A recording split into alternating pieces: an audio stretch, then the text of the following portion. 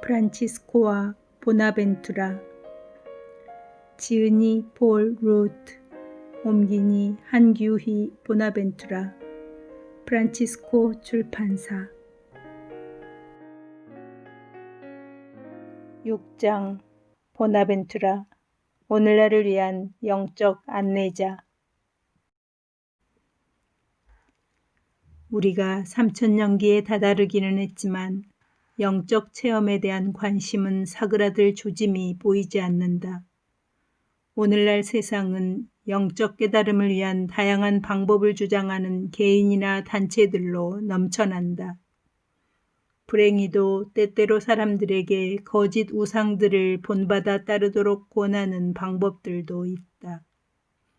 영적 자극이 잘못 주어졌을 때 생겨나는 처참한 결과들이 어떠한지 알고자 한다면 우리는 존스타운이나 웨이코에서 일어난 비극을 살펴보기만 하면 된다. 보나벤투라는 영적으로 길 잃은 이에게 방향을 제시하고 영적으로 굶주린 이에게 음식을 제공한다. 이는 그것을 취하는 이들의 생명을 유지하고 성장시켜줄 실질적인 음식이다. 보나벤투라의 영성은 실제 세계에 기반을 두고 있다. 이는 사유하고 상상하며 사랑할 수 있는 우리의 능력을 적절히 고려한 것이다. 이 여정은 우리를 고립과 무미건조함 속에 오도가도 못하게 놓아두지 않고 우리의 갈증을 반드시 채워주는 생명수가 흐르는 샘으로 데려간다. 생명수는 우리를 창조하고 우리가 돌아가야 할 하느님의 무한한 아름다움과 선이다. 하느님을 향해 나아가는 보나벤투라의 길은 우리가 살아가는 이 세상의 행복에 관심을 둔 사람을 위해 고안된 것이다. 이 길은 인간의 지식 탐구를 받아들이고 확장한다. 보나벤투라는 지적 지식의 가치뿐만 아니라 사랑을 드러내는 태도에서 샘솟는 지식의 가치 또한 강조한다.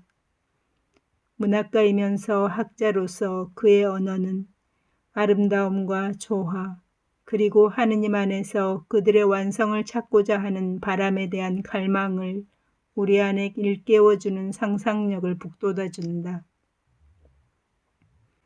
이번 장에서는 중세 파리의 철학자요 신학자가 오늘날 영적 순례의 발자취를 계속해서 안내하는 방법에 대해 살펴볼 것이다. 하빌의 영성. 앞선 장에서 우리가 살펴본 여러 개념은 하느님에 대한 우리의 탐구 안에서 자연세계와 타인과 연관된 우리의 체험을 꺼려서는 안 된다고 제안한다. 오히려 하느님에 대한 갈망은 하느님이 창조한 모든 것을 더 깊이 소중하게 여기도록 우리를 이끌고 우리가 일부분을 이루는 이 세계로부터의 분리가 아닌 관계를 맺도록 안내한다. 보나벤투라에게 있어 신앙은 결코 삶에서 분리될 수 있는 요소가 아니다. 하느님을 찾고자 교회에 가지만 그 뒤 모든 것을 잊고 자신의 현실 삶으로 돌아가는 것이 아니다. 프란치스코와 보나벤투라에게는 신앙과 삶 사이에 어떠한 구분도 존재하지 않는다. 하느님 체험은 우리가 경험한 모든 것 안에서 의미를 지니는 것이고 실제로 우리의 경험들에 더 깊은 의미를 부여한다. 앞장에서 언급했듯이 사유하는 능력을 사용할 때 얻어지는 창조된 인식은 보나벤투라 인식론의 필수적인 부분이다. 하느님께 나아가는 여정에 있어 필수적인 단계로서의 창조된 인식은 우리 삶의 다른 체험의 내용 안에서 하느님을 알아가기 시작할 수 있다. 하느님께 나아가는 정신의 여정에서 세계에 대한 우리의 체험을 숙고함으로써 얻은 인식은 우리에게 하느님을 아는 데 있어 장애물이 아니다.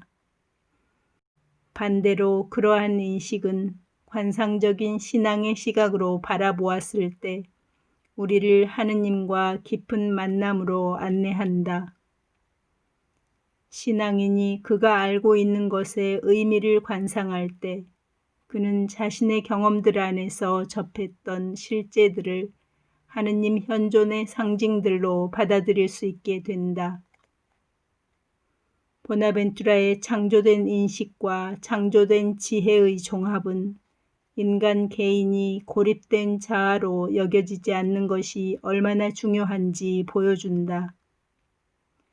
더 정확히 말하면 개인은 필연적으로 자연과 인간 사회라는 넓은 세계와 관계를 맺고 있다. 자연은 인류에 의해 이용되는 일상적인 존재가 아니라 신성의 반영 그 자체이다. 우리, 아니 모든 창조물은 하느님 안에서 궁극적인 완성을 향해 나아가기 위해서 주변의 환경과 긍정적으로 관계 맺도록 자극받는다.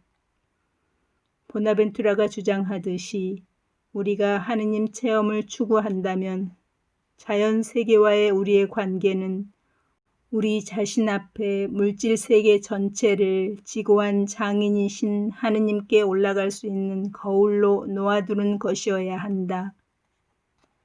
보나벤투라의 자연 세계에 대한 이해와 그 안에서 우리의 위치는 상호적이고 역학적이다.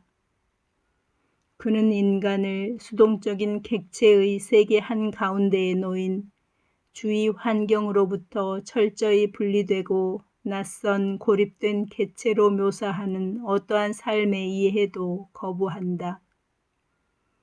오히려 우리는 우리 자신과 세계 사이의 상호 만남의 강력하고 도전적인 전망을 받게 된다. 이는 우리가 단순히 그 세계를 조종하는 것을 목표로 하는 것이 아니라 우리가 창조물 안에 내재한 신성에 대한 우리 경험에서 배울 것이 많다는 것을 기꺼이 겸손되이 인정하고자 하는 전망이다. 윤리적인 삶. 보나벤투라의 전망 안에서 하느님에 대한 인식은 본질적으로 사회적 차원을 지닌다.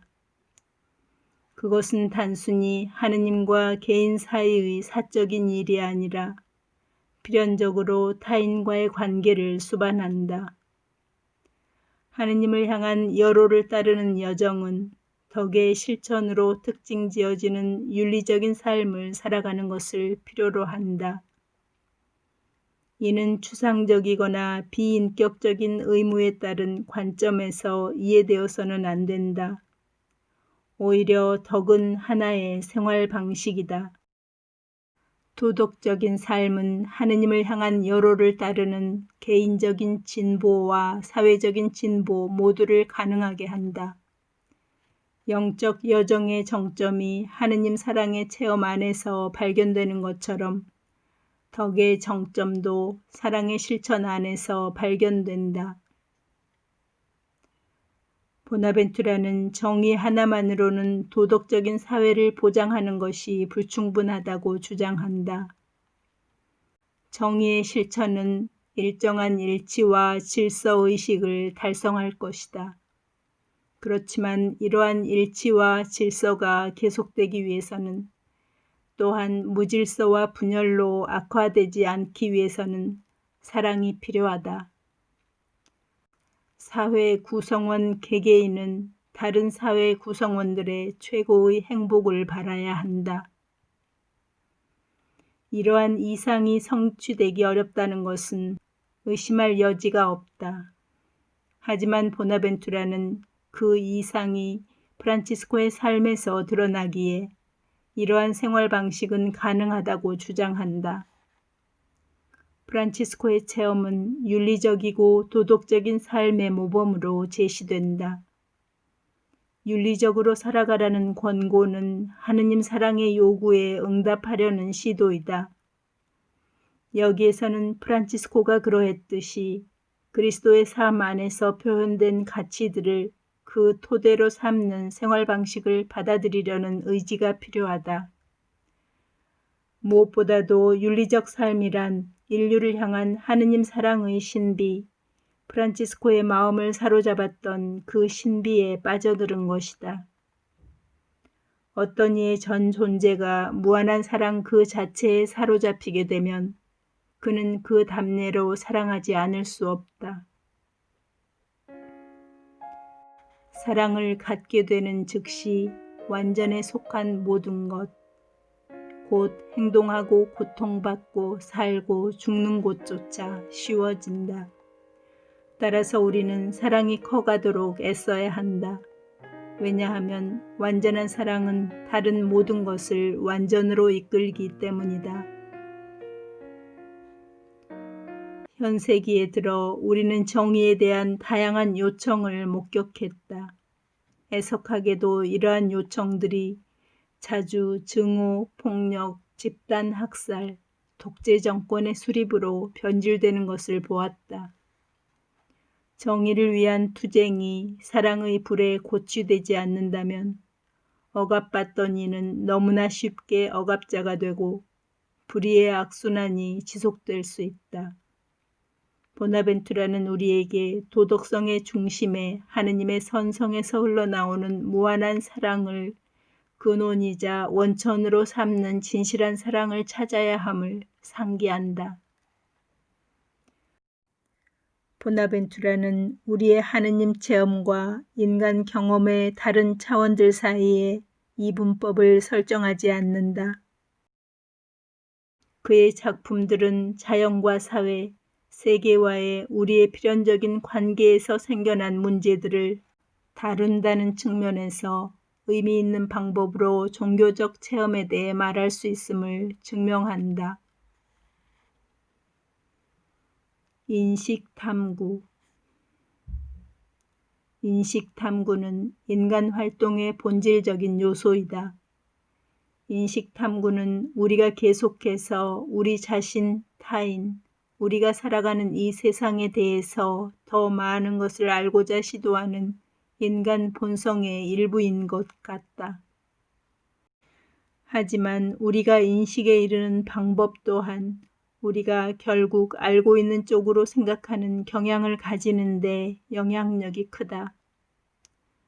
만약 인식 대상들이 단지 인간이 자신의 이익을 위해 원하는 대로 사용하도록 존재하는 것으로 생각한다면 그 대상들 자체의 완전성에 대한 관심은 거의 존재하지 않게 될 것이다. 그렇다면 우리의 인식 대상들은 단순히 악용될 뿐이다. 이는 인간 인식을 인식 주체 간의 신성한 관계가 존재한다는 인식에서 분리하는 것이고 생명의 가치를 경시하는 것으로 드러난다. 이는 과거 노예무역을 번창시켰던 바로 그 사고방식이다. 사람들은 객체들로 다루어졌고 모든 인간 사회 안에서 작용해야 하는 기본적인 상호관계의 가치들이 무시되었다. 이와 유사한 사고방식이 제2차 세계대전의 나치 강제 수용소들에서도 만연하였다. 만약 인식이 철저히 객관적인 견지에서 외부의 객체들을 조사하는 것을 뜻한다면 세계는 끔찍하고 냉정하고 무가치한 세상이 되는 결과를 도출하게 될 것이다. 관계성은 보나벤투라의 인식론 중심에 있다. 그는 참되게 안다는 것은 사랑의 정신이 인도하도록 우리 지성의 사용을 허용하는 것이라고 주장한다. 문제는 지혜라는 충만한 의미 안에서 인식을 획득하는 것이다. 지혜를 지닌다는 것은 우리 앞에 놓인 것의 깊은 의미를 알아차릴 수 있다는 것이다. 이는 사실에 대한 공정한 관찰자와 연구자의 태도 그 이상을 요구한다. 보나벤투라가 설명하듯이 알기 위해서는 우리가 알고자 하는 것과 관계를 맺어야 할 필요가 있다. 또한 관상과 경외의 자세를 통해 지식을 획득할 필요가 있다. 이러한 점은 그의 타론적 인식이라는 용어의 사용에서 나타난다. 타론적 인식은 탐구라는 추상적 과정의 최종 산물이 아니다. 타론적 인식은 우선 관조적이고 관상적인 태도를 요구한다. 관상을 통해 인식자는 그 대상과 관계 맺게 되고 그에 매료되어 점점 더 그를 알고자 갈망한다. 인식자는 인식에 대한 이러한 갈망을 통하여 인식 대상과의 관계 안으로 들어가고 인식 대상의 의미를 더 많이 인식하게 된다. 타론적 인식의 본질이 교육 과정 안에 담기고 명시될 수 있다면 교육은 훨씬 더 유익해질 것이다.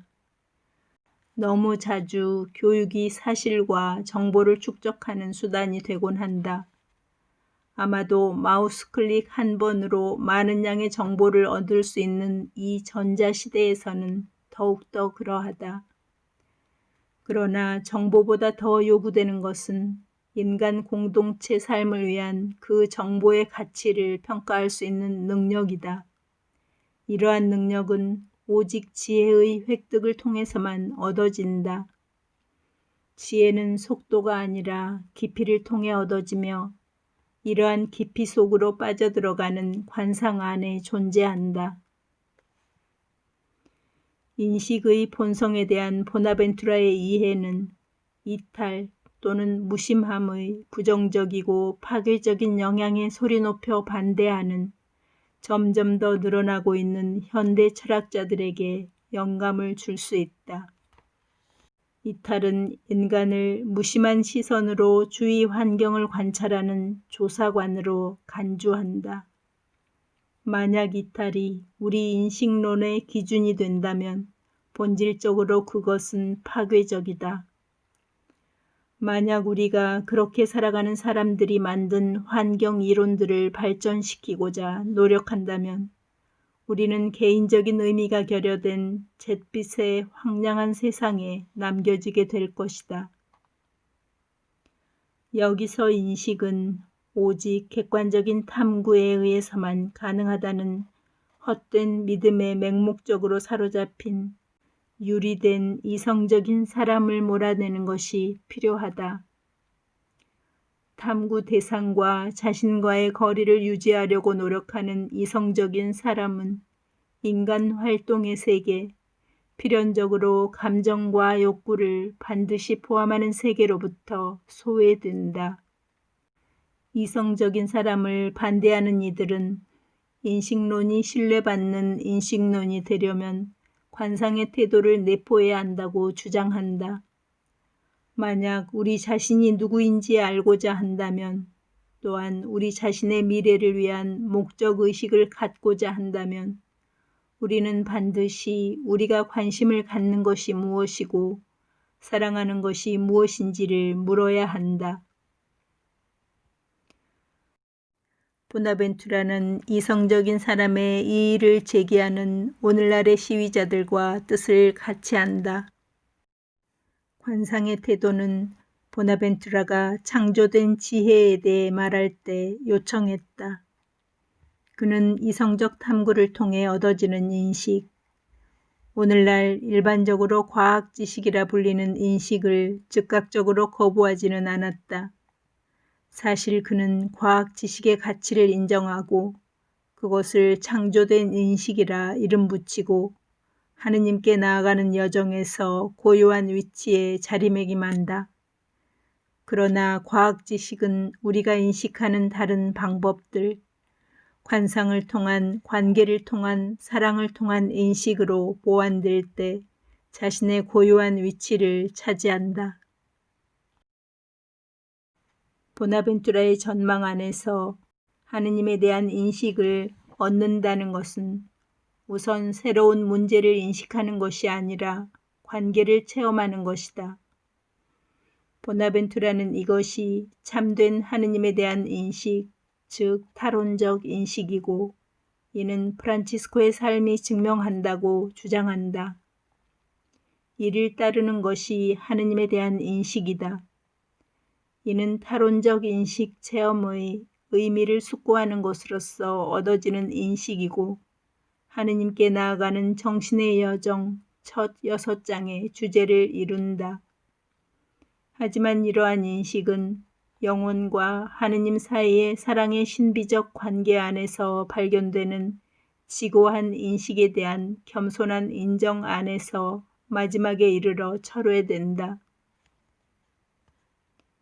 이 건너감이 완전해지려면 모든 지적 활동들은 포기되어야 하고 우리 갈망의 절정은 완전히 하느님을 향하여 돌려져야 하며 하느님 안에서 변형되어야 한다. 보나벤투라의 신학은 종교 철학 분야에서 오늘날의 연구를 위한 통찰력을 제공한다. 하느님을 알아가기 위한 질문에 접근할 때 어떤 종류의 철학적 연구가 적절한가? 아마도 가장 가까운 유사점은 우리가 타인을 알아가는 방법에 대한 우리의 이해 안에서 찾아볼 수 있을 것이다. 그러나 인식은 종종 비판적인 객관성의 사고방식을 통해 얻어질 때만 철학적으로 이해된다. 그렇지만 타인에 대한 우리의 이해는 자연스럽게 믿음과 사랑을 수반한다. 만약 하느님에 대한 우리의 인식이 어떤 면에서 타인에 대한 우리의 인식과 유사한 것으로 말할 수 있다면 종교 철학자들은 인식에 대한 철학적 이해 그리고 인식과 사랑의 관계를 재검토해야 할 것이다. 철학은 인식에 대한 이해에 놓인 제한들에서 자유로울 필요가 있다. 철학은 사람이 실제로 아는 방법을 고려해야 한다. 이는 무엇보다도 사람이 지니고 있는 서로에 대한 인식의 본질을 고려하는 것을 포함하는 것이다. 그런 다음 분명하게 알 수 있는 것은 인식과 사랑 사이에 상호관계가 존재한다는 것이다. 우리가 사랑과 믿음을 통해 안다고 말하는 것은 결코 이성을 배제하는 것이 아니다. 어떤 사람이 누군가나 무언가를 믿을 때 그 사람은 그것을 믿는다고 불리게 된다. 하지만 믿음은 적절치 못할 수도 있다. 내가 나의 목숨을 구해줄 어떤 보이지 않는 사람의 존재를 믿고 있음을 주장하기 위해서 질주하는 기차를 향해 곧바로 뛰어든다면 그것을 유의미한 믿음이라고 말하기는 어렵다. 이는 참으로 위험한 믿음이다. 어떤 특정한 믿음이 인간 존재에 유의미하다고 옹호될 수 있는지 판단하기 위해서는 일정 형태의 합리적 평가가 요구된다. 합리성의 문제를 고려할 필요가 있다. 어떤 믿음이 비합리적인 것으로 평가된다면 인간 삶의 의미를 제공한다는 측면에서 그것의 가치는 믿을 것이 못 된다는 것은 거의 확실하다. 하지만 믿음의 합리성에 대한 논의는 종종 19세기 후반 윌리엄 킹돈 클리포드라는 학자가 만든 것과 같은 기준에 따라 믿음을 평가하는 것으로 그 범위를 축소하곤 한다. 불충분한 증거에 근거한 것을 믿는 일은 언제나 어디서나 누구라도 잘못된 것이다. 클리포드에 따르면 어떠한 명제는 오직 그것을 즉시 증명할 수 있는 증거가 제시될 때만 믿을 수 있다. 합리적인 믿음을 이렇게 이해하는 것에 대해 당연히 의문이 제기되었다. 합리성은 사상가들과 관련된 것이고 클리포드의 기준은 사실상 인간이 실제로 생각하는 방법에서 상당히 동떨어져 있다. 우리가 우리 앞에 놓인 증거를 토대로 결론을 얻고자 시도할 때조차도 우리의 판단은 증거에 의해서뿐만 아니라 증거에 대한 우리의 평가를 끌어내는 다른 많은 사전 가정과 고려사항에 의해서도 영향을 받는다. 예를 들면 두 역사학자가 같은 증거를 살펴본다 해도 다른 결론에 도달할 수 있다.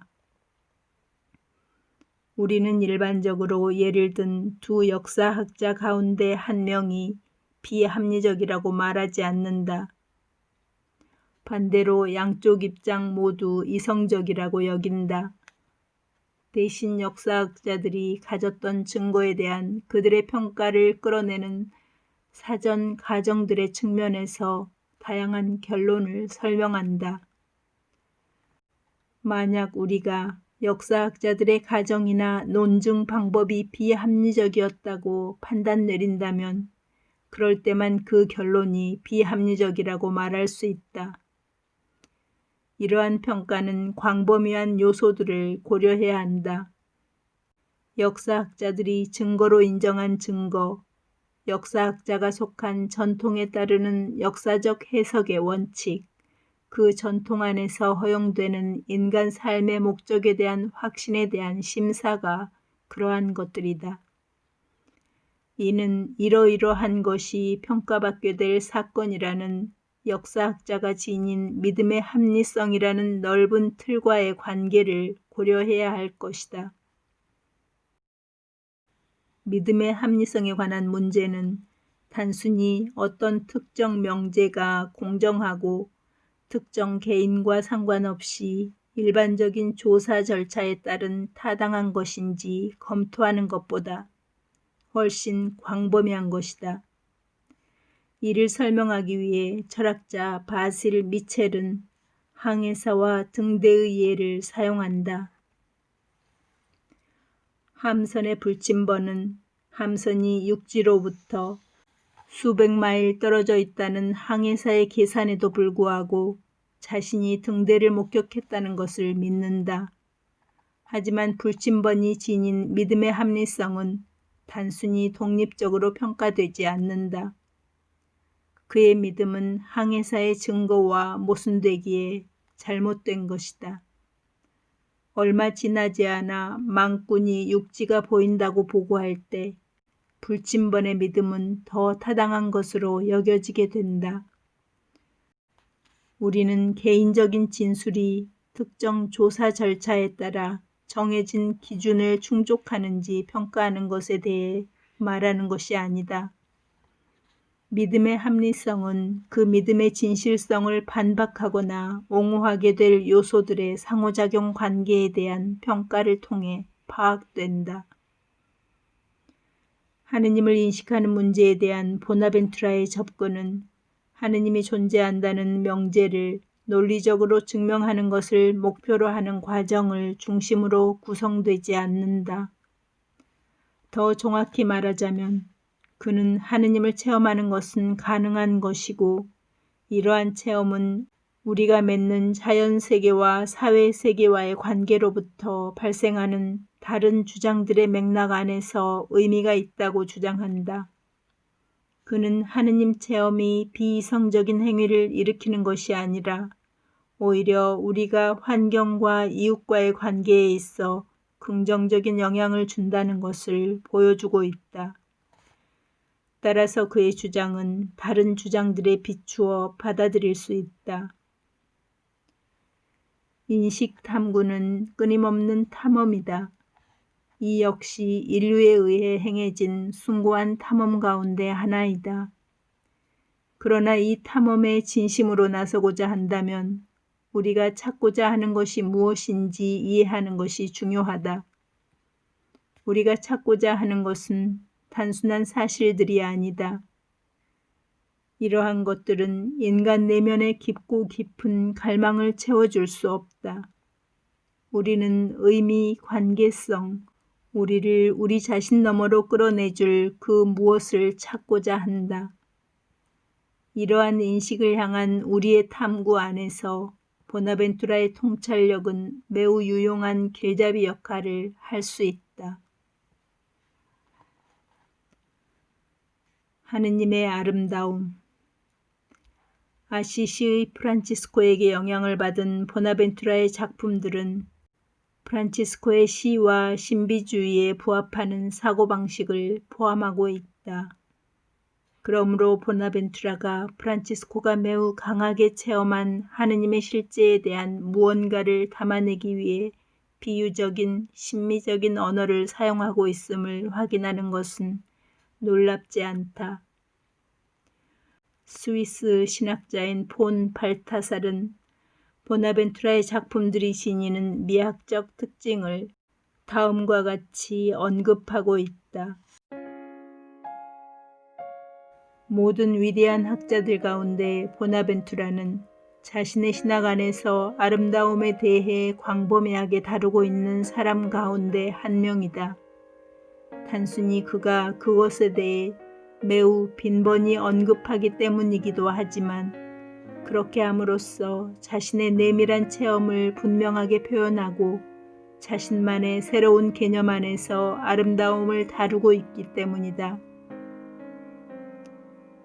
심미적 체험이 지니는 종교적 의미에 대한 보나벤투라의 감상은 하느님께 나아가는 정신의 여정 2장에서 설명되어 있다. 이 장은 우리 감각을 통한 인식에 도움받아 하느님을 정관함과 관련된 것이다. 보나벤투라는 우리가 어떤 것의 아름다움, 감미로움 또는 건전함을 체험할 때 갖게 되는 즐거움을 누리는 감각에 대해 언급한다. 우리는 이러한 즐거움의 체험을 통하여 어떠한 것들이 우리에게 즐거움을 주는가, 그리고 무엇이 우리에게 가장 큰 기쁨을 주는가에 대한 물음으로 인도될 수 있다. 보나벤투라는 즐거움의 체험이 우리를 우리 자신과 우리의 한계 너머로 이끌기에 우리는 유한한 사물들을 즐거움의 감각의 가장 큰 원인으로 만족할 수 없다고 주장한다. 우리는 영원히 더 깊은 즐거움의 근원을 찾고 있다. 보나벤투라에게 이는 궁극적인 근원이 무한한 것, 곧 하느님의 생명 안에서 발견되는 것임을 시사하는 것이다. 이처럼 아름다움으로서의 즐거움에 근원적인 아름다움이 있음을 보여준다. 오직 하느님 안에만 참되고 근원적인 즐거움이 있음이 명백하다. 그리고 우리는 우리의 모든 즐거움 안에서 이 즐거움을 추구하도록 이끌린다. 보나벤투라는 하느님의 아름다움에 대해 말한다. 그러나 종교적 체험이 단순하게 다양한 심미적 체험처럼 설명될 수 있는 것과 같이 보나벤투라는 우리의 하느님 체험을 아름다움의 체험과 결코 동일시하지 않고 있음을 유의해야 한다. 만약 그렇게 우리의 하느님 체험과 아름다움의 체험을 동일시한다면 그것은 잘못된 것이다. 참된 아름다움에 대한 우리의 평가는 우리의 하느님 체험 때문에 결정되어야 한다. 따라서 보나벤투라에게 있어 아름다움이란 많은 사람이 그것의 부재를 보게 되는 곳에서, 예를 들어 십자가에 못 박히신 그리스도에게서 발견할 수 있다. 십자가에 못 박히신 그리스도는 그곳에 표현된 영적 실제와 신적 사랑의 한없는 흘러넘침으로 인하여 참된 아름다움의 본보기가 되었다. 아름다움이란 단지 겉으로 나타나는 것이 아니다. 참된 아름다움은 영적인 아름다움이다. 사람을 아름답게 만드는 것은 내면에서 비롯된 것이다. 많은 사람이 아름다움을 사랑한다. 그러나 아름다움은 외적인 것들 안에 존재하지 않는다. 참된 아름다움은 지혜의 아름다움 안에 존재한다. 보나벤투라가 하느님에 대해 아름다움이라고 말할 때 추상적이고 개념적인 아름다움에 대해 말하지 않는다. 하느님은 아름다움이시다. 왜냐하면 하느님은 우리의 열망과 마음을 사로잡아 우리의 기쁨이 되시는 역동적이고 능동적인 분이기 때문이다. 하느님은 힘센 분이시다. 그리고 힘센 분이시라면 또한 아름다운 분이시기도 하다. 그런데 지혜야말로 가장 아름다운 것이다. 그러므로 하느님은 지혜로운 분이시다. 나는 그 아름다움 때문에 사랑에 빠졌다. 여기에 함축된 내용에 주목해야 한다. 궁극적인 힘은 권력과 강요의 힘이 아니라 매력의 힘, 아름다움의 힘이다. 하느님은 우리에게 경배하라고 강요하지 않는다. 오히려 하느님은 우리를 우리 자신 너머로 이끌고 우리는 하느님을 매우 매력적인 분으로 체험한다. 결국 이러한 체험은 아름다움을 구성하는 것에 대한 우리의 일반적인 이해를 무너뜨리고 그 이해를 근본적으로 대체할 수 있다. 이는 심지어 깊은 어둠의 구덩이 속에서도 또한 부서지고 십자가에 못 박힌 한 사람 안에서도 아름다움을 알아볼 수 있게 해준다. 보나벤투라가 하느님에 대해 언급하고자 사용한 심미적 언어는 현대 세계에서 하느님에 대해 말하기 위한 의미 있는 방법을 찾고자 하는 탐구에서도 가치 있는 통찰을 제공할 수 있다. 아마도 이러한 점에서 우리는 보나벤투라가 그리스도의 인식에 관한 토론 문제집에서 만들어낸 인식과 이해의 차이에 대해 숙고해 볼 수 있을 것이다. 그가 말하길 우리는 하느님을 이해하는 것이 아니라 하느님의 현존을 인식하거나 느끼는 것이다. 마찬가지로 심미적 체험 역시 이해의 문제가 아니라 인식의 문제이다. 아름다움에 대한 체험을 분석하고 어떤 것이 왜 아름다운지 완벽하게 설명하는 논거들의 목록을 제공하는 것은 불가능하다. 아름다움에 대한 체험은 그것이 아름답다고 할 수 있는 이유보다 더 오래 남는다. 또한 정해진 절차에 따른다고 해서 자동으로 아름다움을 체험하는 것도 아니다. 오히려 아름다움은 발견되는 것이다. 보나벤투라의 표현을 빌리자면 그것은 어떤 방식으로든 느끼게 되는 것이다. 실제로 때때로 자연은 우리를 압도하곤 한다. 예를 들어 마음을 사로잡는 일몰의 장엄함에서 자연 세계의 아름다움에 매혹될 때가 그러하다. 무언가를 아름다운 것으로 인식하는 가운데 우리는 그것이 매력적이라는 것을 발견하게 된다. 이때 우리는 지적 활동을 하는 것이 아니다. 매력적인 것에 의해 우리 자신과 우리의 합리적인 개념들 너머로 이끌리게 되는 경우가 더 많다. 이러한 체험의 언어는 주의 깊고 열린 마음으로 찾는 사람을 압도하고 사로잡는 선이시며 아름다움이신 하느님에 대해 말하는 데 있어 우리에게 도움을 줄 수 있다. 이는 차가운 효율성의 메마른 세상에 환멸을 느끼며 성장하고 아름다움의 분출을 갈망하는 많은 이에게 희망과 의미를 제공할 수 있는 언어이다. 보나벤투라의 언어는 문자 그대로 해석해서는 안 된다. 그의 미학적이고 은유적인 특성은 체험할 수는 있지만 완전히 이해할 수는 없는 하느님의 신비 안으로 우리를 더 깊이 이끌기 위한 것이다. 오상을 받은 뒤 하느님 사랑의 힘에 압도당한 성 프란치스코는 하느님께 당신은 아름다움이시나이다 라고 기도하였다. 보나벤투라의 언어로 안내되어 우리가 향하는 하느님은 아름다움이신 하느님, 우리의 영적 갈증을 풀어주시고 우리의 열망을 사로잡으시며 우리를 우리 자신 너머로 이끄시는 하느님이다. 교회 안의 권위. 교회는 본성상 위계적이기에 교회 안에서 권위가 행사되는 일은 흔한 일이다. 사람들이 교회 안에 위계를 떠올릴 때 일반적으로 교계를 구성하는 교황, 주교들, 사제들과 같은 식별 가능한 계층으로 생각하는 경향을 보인다. 게다가 한 계층이 다른 계층들 위에서 지배하는 것으로 여겨지기 때문에 위계라는 용어는 종종 악평을 받곤 한다.